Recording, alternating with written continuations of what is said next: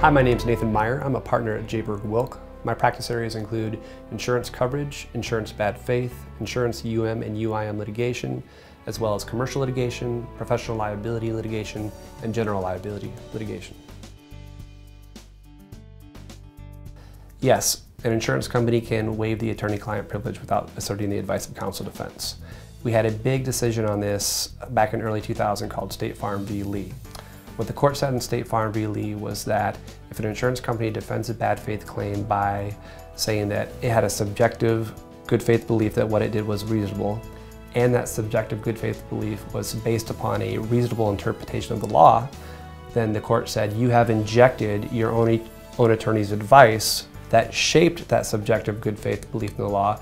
Therefore, you have injected the advice you received from your counsel into the case, and you have impliedly waived the attorney-client privilege.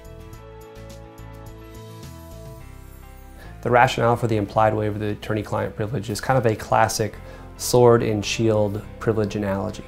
The court said you can't, on one hand, with a sword say, what I did was right because I had a subjective good faith belief in that what I did was right. And two, on the other hand, with a shield say, I'm not going to give you an integral basis of that subjective belief.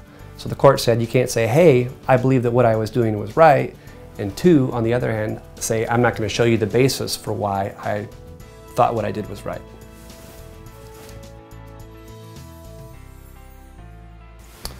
Just because an insurance company may have impliedly waived the attorney-client privilege, that doesn't necessarily mean that coverage counsel can be deposed or that coverage counsel's file is discoverable. Arguably, a plaintiff in a bad faith case can obtain all the communications that the insurance attorney, i.e. coverage counsel, gave to the insurance adjuster or claims manager through the claim file. Any letters should be in the claim file, any emails should be in the claim file. By the same token, anything that the insurance coverage counsel said to the claims manager, the claims adjuster, you should be able to get at that information by deposing the claims adjuster or deposing the claims manager.